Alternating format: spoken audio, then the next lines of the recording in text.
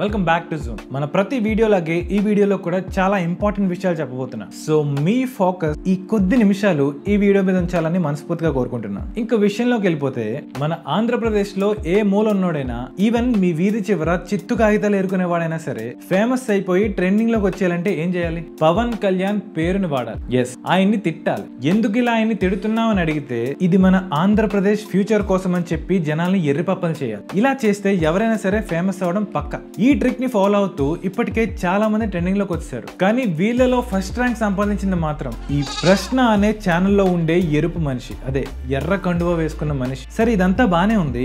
అసలు తమ్నైల్ లో ప్రకాష్ రాజ్ ఎందుకు పెట్టావు? ఆయన హిందుత్వాకి విక్టిమ్ అవడం ఏంటి?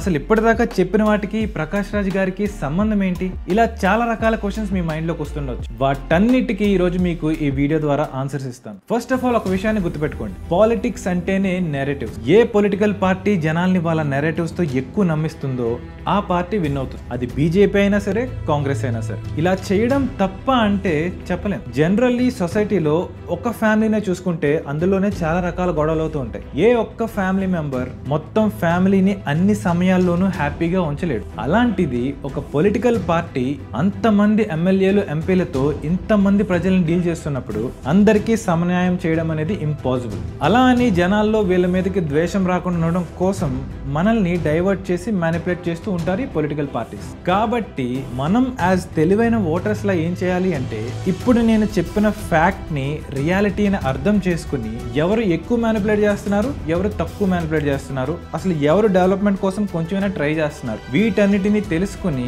ఎవరికి ఓటేయాలని ఆలోచించుకోవాల్సి ఉంటుంది. మీరు పాస్ట్ లో చూసినా, ప్రజెంట్ చూసినా, లేదా ఫ్యూచర్ నే చూసేసినా సరే ఎక్కడ కూడా పర్ఫెక్ట్ పొలిటికల్ పార్టీ అనేది మనకు కనబడదు. కాబట్టి మనం అంటే కామన్ పీపుల్ సర్వైవ్ అవ్వాలి అంటే మన చుట్టూ ఏం జరుగుతుందో, ఏది మ్యానిపులేషన్, ఏది ఫ్యాక్ట్, ఇలాంటి వాటన్నిటిని కూడా డిఫరెన్షియేట్ చేయగలగాలి. కానీ అందరికీ అంతలా ఆలోచించే టైం ఉండట్లేదు. కాబట్టి నేనే స్వయంగా టైం తీసుకుని మీకోసం వీడియోస్ చేస్తున్నాను. సో మీరు నా ప్రీవియస్ వీడియోస్ కూడా చూసి, ఒకవేళ నా ఎఫర్ట్ జెన్యూన్ అనిపిస్తేనే, నా కంటెంట్ జెన్యూన్ అనిపిస్తేనే మీరు నా ఛానల్ కి సబ్స్క్రైబ్ చేసుకుని నాకు సపోర్ట్ చేయండి. ఇంకా లేట్ చేయకుండా ప్రకాష్ రాజ్ మ్యాటర్ లోకి వెళ్ళిపోదాం. చాలా మందికి ప్రకాష్ రాజ్ సినిమాలో నటించే ఒక గొప్ప యాక్టర్ అని తెలుసు. కానీ ఈ ప్రకాష్ రాజ్ 2019 లో సినిమాల్లో కాకుండా బయట కూడా ఒక కొత్త డిఫరెంట్ రోల్ కి ఆడిషన్ ఇచ్చారని ఎంతమంది తెలుసు? ఈ ఆడిషన్ లో ఆయన ట్రై చేసిన రోల్ పేరు బెంగళూరు సెంట్రల్ కి మెంబర్ ఆఫ్ పార్లమెంట్, అంటే ఎంపీగా పోటీ చేశారు. నిజంగానే బెంగళూరు ఎంపీ కింద పోటీ చేశారు. ఆయనకి ట్విట్టర్ లో ఆయన ట్వీట్స్ కి వచ్చే మాస్ కల్టిని చూసేసి పాలిటిక్స్ లో పిచ్చెక్కిచ్చేద్దాం అనుకున్న ప్రకాష్ రాజ్ గారికి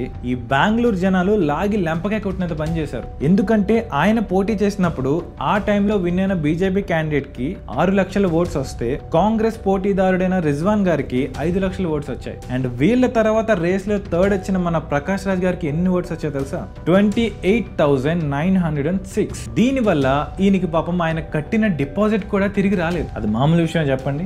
ఆ తర్వాత ఆయనే స్వయంగా ట్వీట్ వేశాడు, a solid slab on my face, I will stand my ground.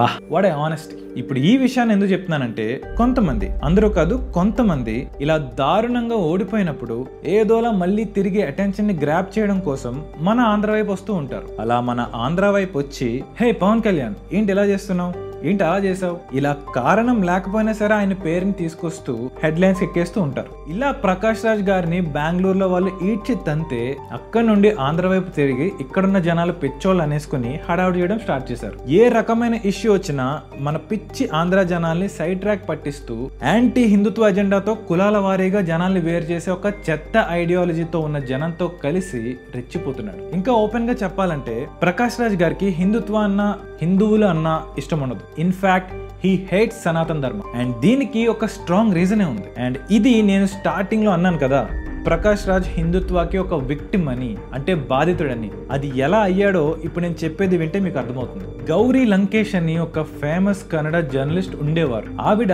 Prakash Raj గారికి చాలా క్లోజ్ ఫ్రెండ్. ఆవిడకి ఈయనకి కామన్ పాయింట్ ఏంటంటే, సనాతన ధర్మంలో ఉన్నాయని చెప్పబడిన కొన్ని ఆచారాలు, సనాతన ధర్మం పేరుతో జరిగే మోసాలు, మూఢనమ్మకాలు ఇవన్నీ నచ్చేవి కాదు. సో అలా గౌరీ లంకేష్ గారు హిందుత్వాకి కంప్లీట్ గా యాంటీ అయిపోయి ఆర్టికల్స్ రాసేసేవారు. ఇలాంటి మూఢ అత్యాచారాల మీద ఫైట్ చేయడంలో తప్పు లేదు, కానీ ఈవిడికి దాని మీద ఫైట్ చేస్తూ చేస్తూ ఓవర్ ది ఇయర్స్ ఏమైందంటే కంప్లీట్ సనాతన ధర్మం మీద ఎవర్షన్ స్టార్ట్ అయింది. తరతరాలుగా జనాలు సనాతన ధర్మాన్ని ఎవరికి ఇష్టం వచ్చినట్టు వాళ్ళ స్వార్థానికి వాళ్ళు ట్విస్ట్ చేసి కొత్త కొత్త పిచ్చి నమ్మకాలను తీసుకొచ్చేసారు. వాటినే సనాతన ధర్మం అనేసుకున్న ఈ పిచ్చి జనాలు ఫ్రీడమ్ ఆఫ్ స్పీచ్ ని యూజ్ చేసుకుని సనాతన ధర్మం అంటే కంప్లీట్ గా అవగాహన లేకపోయినా మొత్తం సనాతన ధర్మం మీద అలాగే దాన్ని ఫాలో అయ్యే వాళ్ళ మీద హేట్రెడ్ ని స్ప్రెడ్ చేయడం స్టార్ట్ చేశారు. ఇలా ఆర్టికల్స్ రాస్తూ హిందువులని టార్గెట్ అయ్యేలాగా చేశారు. ఆ టైంలో కొంతమంది ఎక్స్ట్రీమిస్ట్ ఏం చేశారంటే ఈవిడ ఇలా ఆర్టికల్స్ రాయడం నచ్చక ఈవిని టార్గెట్ చేసి కొంతమంది బైక్స్ మీద వచ్చి ఆమెను తుపాకీతో కాల్చేశారు. అలా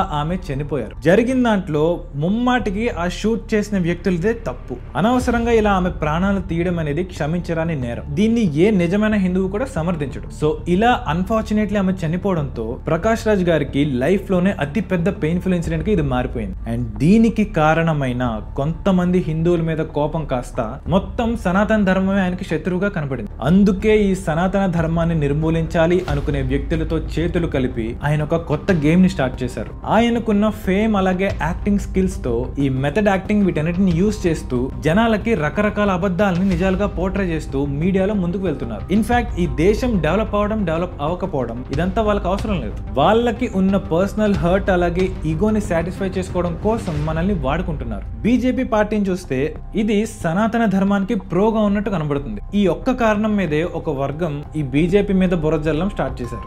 గవర్నమెంట్ ఏ స్టెప్ తీసుకున్నా దాన్ని ఏదో రకంగా ట్విస్ట్ చేసి జనాలకి గవర్నమెంట్ మీద హేట్ వచ్చేలా చేస్తున్నారు. బీజేపీ పర్ఫెక్ట్ అని నేను ఎప్పుడు చెప్పలేదు, అలాగే చెప్పను కూడా. కానీ మనకున్న ఆప్షన్స్ లో కంపేర్ చేస్తే బీజేపీ బెటర్ అనిపిస్తుంది. నేను ఇది ఒక హిందూగా చెప్పట్లేదు. కాంగ్రెస్ కి ఉన్న హిస్టరీని చూసాక ఈ మాట నేను చెప్పాల్సి వస్తుంది. ఒక స్ట్రాంగ్ అపోజిషన్ లేకపోవడం నిజంగా మన దేశానికి పట్టిన దౌర్భాగ్యమనే చెప్పాలి. ఇప్పటిదాకా మనం మాట్లాడుకుంటున్న ఈ ప్రకాష్ రాజ్ గాని, తులసి చందు, క్రాంతి వ్లాగర్, ప్రశ్న ఇలా వీళ్ళంతా ఏదో దేశానికి సేవ చేయడానికి ఇదంతా చేయట్లేదు. నిజానికి వాళ్ళు కరెంట్ గవర్నమెంట్ ని ఏదోలాగా దింపేయడానికి కంకణం కట్టుకున్నారు. దానికి వన్ అండ్ ఓన్లీ రీజన్ సనాతన ధర్మం. ఈ సనాతన ధర్మానికి సపోర్ట్ చేసే పార్టీలా బీజేపీ కనబడడమే దీనికి కారణం. సో ఇప్పుడు మన ప్రకాష్ రాజ్ ఏ రకంగా తన ఎజెండాని ముందుకు తీసుకెళ్తున్నాడో చూద్దాం. ఆగస్ట్ 20, 2023 ఆ రోజున ప్రకాష్ రాజ్ ఒక కార్టూన్ ని తన ట్విట్టర్ అకౌంట్ లో షేర్ చేశాడు. ఆ కార్టూన్ లో ఒక వ్యక్తి షర్ట్ అలాగే లుంగి వేసుకుని టీని తిరగేస్తూ ఉంటాడు. ఆ ఫోటో పోస్ట్ చేసి కింద కన్నడలో ఏం రాశాడంటే, breaking news, first picture coming from the moon by Vikram lander, wow, #just asking. Vikram lander అనేది చంద్రయాన్ 3 మన ఇండియా చేసిన మూన్ మిషన్ లో ఒక పార్ట్ అన్నమాట. ఆ మూన్ మిషన్ గురించి మన ఇండియన్స్ అంతా చాలా ఎక్సైటెడ్ గా ఉన్న టైంలో ప్రకాష్ రాజ్ ఇలా ట్వీట్ చేశాడు. ఆ విక్రమ్ ల్యాండర్ మూన్ మీద తీసిన ఫస్ట్ పిక్ అని చెప్పి ఒక చాయ్ వాలా పిక్ ని పెట్టాడు. చాయ్ వాలా అంటే మనకి ఆల్రెడీ తెలుసు, నరేంద్ర మోడీని అతను టార్గెట్ చేశాడు. దేశమంతా కూడా ఈ మిషన్ ని ఒక నేషనల్ ప్రైడ్ లాగా ఫీల్ అవుతూ అందరూ ఈ మిషన్ ని సపోర్ట్ చేస్తున్న టైంలో మన ప్రైమ్ మినిస్టర్ ని అలాగే మన ఇస్రో వాళ్ళు చేస్తున్న మూన్ మిషన్ ని రెండింటిని జోక్ లాగా మార్చేశాడు. ఇతనికి ఉన్న పర్సనల్ ఇష్యూస్ కారణంగా మన ఇండియా సక్సెస్ ని కూడా అతను డైజెస్ట్ చేసుకోలేకపోతున్నాడు. కావాలనే అతను ఇలా #just asking అనే పేరుతో చాలా ఇన్సల్ట్స్ చేస్తూ వచ్చాడు. సో దీన్ని పక్కన పెడితే రీసెంట్లీ హిందీ ఇంపోజిషన్ ఇష్యూ గురించి మీరు అందరూ వినే ఉంటారు. మన సౌత్ లో ముఖ్యంగా తమిళనాడులో హిందీలో రాసి ఉన్న బోర్డ్స్ అన్నిటికీ కూడా బ్లాక్ పెయింట్స్ వేసేసి మాకు హిందీ వద్దు తమిళే ముద్దు అని చాలా అల్లర్లు చేశారు.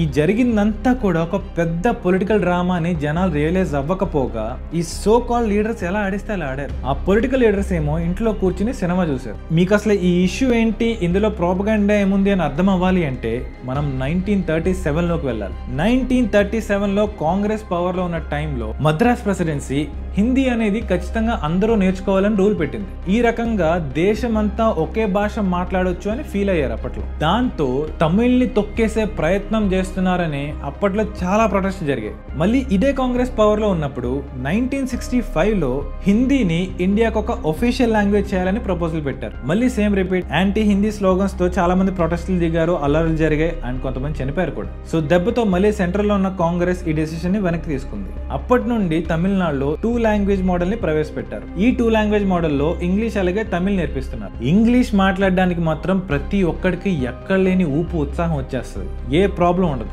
ఇన్ఫాక్ట్ ఇంగ్లీష్ లో మాట్లాడితే ఏదో పెద్ద జ్ఞాని అని ఫీల్ అయిపోతూ ఉంటారు. సో ఆ తర్వాత మళ్ళీ 2020లో బీజేపీ గవర్నమెంట్ కొత్త నేషనల్ ఎడ్యుకేషన్ పాలసీని తీసుకొచ్చింది. ఈ పాలసీలో ప్రతి స్టూడెంట్ కూడా 3 లాంగ్వేజెస్ కంపల్సరీ నేర్చుకోవాలి, అందులో 2 ఇండియన్ లాంగ్వేజెస్ అయి ఉండాలి అని రూల్ పెట్టారు.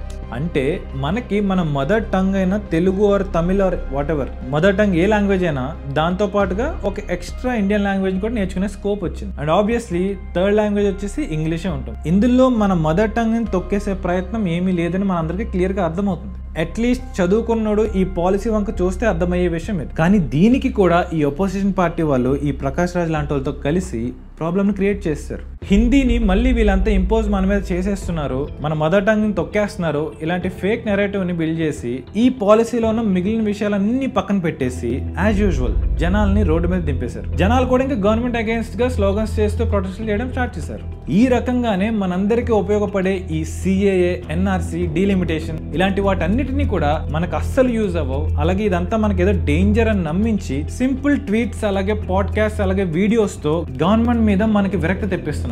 అండ్ వీటన్నిటి వల్ల మన దేశం ఎటెళ్తుందో నాకైతే అర్థం కావట్లేదు. ఎవరైనా సరే ఈ దేశంలో సనాతన ధర్మాన్ని ఇన్సల్ట్ చేస్తున్నా లేదా తిడుతున్నా వీళ్ళకి ఫ్రెండ్స్ అయిపోతారు. ఇంత దారుణమైన హిపోక్రైట్స్ ని నేను ఎక్కడా చూడలేదు. వీళ్ళంతా కూడా ఒక పెద్ద నెట్వర్క్ ని ఫామ్ చేసుకుని ఇదంతా నడిపిస్తున్నారు. సెంట్రల్ లో బీజేపీ పవర్ లో ఉన్నప్పటికీ వీళ్ళ నెట్వర్క్ తో కంపేర్ చేస్తే బీజేపీ పవర్లెస్ అయిపోతుందని చెప్పాలి. అందరూ కూడా సనాతన ధర్మం మీద హేట్ వచ్చేలా చేయడం, దాని నుండి మాస్ కన్వర్షన్స్ జరిపించడం, అలా మన దేశాన్ని విడగొట్టడం, ఇదే వీళ్ళ ఎండ్ గేమ్. మతాన్ని కూడా డేంజరస్ వెపన్ లాగా ఎలా వాడొచ్చు అనేది వీళ్ళు చూపిస్తున్నారు. చెప్పాలంటే కుప్పల విషయాలు ఉన్నాయి, కానీ వాటన్నిటిని ఒక వీడియోలో చెప్తే అయిపోయేవి కాదు. సో నేను చెప్పాలనుకునే విషయాలన్నీ ఏదో రకంగా వీడియో టు వీడియో చెప్తూనే ఉంటాను. యాక్చువల్లీ మీరు అబ్జర్వ్ చేస్తే నా వీడియో టు వీడియో ఈ మధ్య గ్యాప్స్ బాగా ఎక్కువ వస్తుంది. దానికి కారణం నాకు అసలు వీడియోస్ చేయాలనిపించట్లేదు. అండ్ దీనికి రీజన్ వచ్చేసి యూట్యూబ్ వాడే. నాకు ఎన్ని $10 అలాగే రిస్ట్రిక్షన్స్ వేస్తున్నాడో తెలిస్తే మీరు ఆశ్చర్యపోతారు. నేను ఏ వీడియోలో కూడా వల్గారిటీ చూపించను, బ్యాడ్ వర్డ్స్ వాడను, మొత్తం ఫ్యామిలీ అంతా కలిసి కూర్చుని చూసేలాగే నా వీడియో డిజైన్ చేసుకుంటాను. అయినా సరే ఫర్ సమ్ రీజన్ ఈ నిజాలు మాట్లాడే వాళ్ళంటే యూట్యూబ్ కి నచ్చదేమో, అందుకే మా వీడియోస్ నీ దాకా రానివ్వట్లేదు. సో ఇదంతా జరుగుతున్నా సరే మళ్ళీ నన్ను నేను మోటివేట్ చేసుకుంటూ నా చుట్టూ ఎంత జరుగుతుంటే సైలెంట్ గా ఉండలేక మళ్ళీ వీడియోస్ చేయడానికి ముందుకు వస్తున్నాను. నేను చెప్పాలనుకునే పాయింట్ మీలో ఎంతమందికి అర్థమైందో నాకు తెలియదు, బట్ నేనైతే ఇంక నుంచి వీడియోస్ చేస్తూనే ఉంటాను. సో నా పర్స్పెక్టివ్ కనుక మీకు నచ్చితే ఖచ్చితంగా ఈ ఛానల్ కి సపోర్ట్ చేయండి. ఇది ఎక్కడితో అయిపోలేదు, ఇంకా చాలా చెప్పాలి. అవన్నీ నేను కమింగ్ వీడియోస్ లో చెప్తాను. సో మీ వంతుగా మీరు చేయాల్సిన పని ఏంటంటే ఈ వీడియోకి లైక్ అలాగే కామెంట్ చేసి ఖచ్చితంగా ఈ ఛానల్ కి సబ్స్క్రైబ్ చేసుకుని ఉండండి. అంతకుమించి మీ నుంచి నేనేమి అడగను. ఇంకా నేను ప్రకాష్ రాజ్ గురించి చాలా ఎగ్జాంపుల్స్ చెప్పొచ్చు, అలాగే ఇంకా సాగదీయొచ్చు, కానీ లెట్స్ ఫేస్ ఇట్, అలా చేస్తే మీకు కూడా ఇంట్రెస్ట్ పోతుంది, ఎవరు ఎక్కువ చూడరు. అందుకే దీన్ని షార్ట్ అండ్ స్వీట్ గా ఉంచుతున్నాను. మొత్తానికి దీనికి ఒక కన్క్లూజన్ ఇవ్వాలంటే ప్రకాష్ రాజ్ గారు ఆయన పర్సనల్ లైఫ్ లో జరిగిన ఒక ఇన్సిడెంట్ ని పట్టుకొని సనాతన ధర్మాన్ని హేట్ చేస్తూ ఆ విషయాన్ని ఇంకో 4 ఎదవలతో కలిసి జనాల మీదకి వదులుతున్నారు. ఈ పాటికి ఈ వైరస్ అంతా కూడా చాలా స్ప్రెడ్ అయిపోయింది. సో మిగిలిన వాళ్ళ మనమైనా సరే కొంచెం కేర్ఫుల్ గా ఉంటూ ఎవరు ఎందుకు మాట్లాడతానో అర్థం చేసుకునే ప్రయత్నం చేద్దాం. సో ఈ వీడియోని ఇంతటితో ఆపుతున్నాను. మళ్ళీ నెక్స్ట్ వీడియోలో మిమ్మల్ని కలుస్తాను. అంతవరకు టేక్ కేర్. అందరూ నాతో పాటు చెప్పండి, భారత్ మాతాకి జై.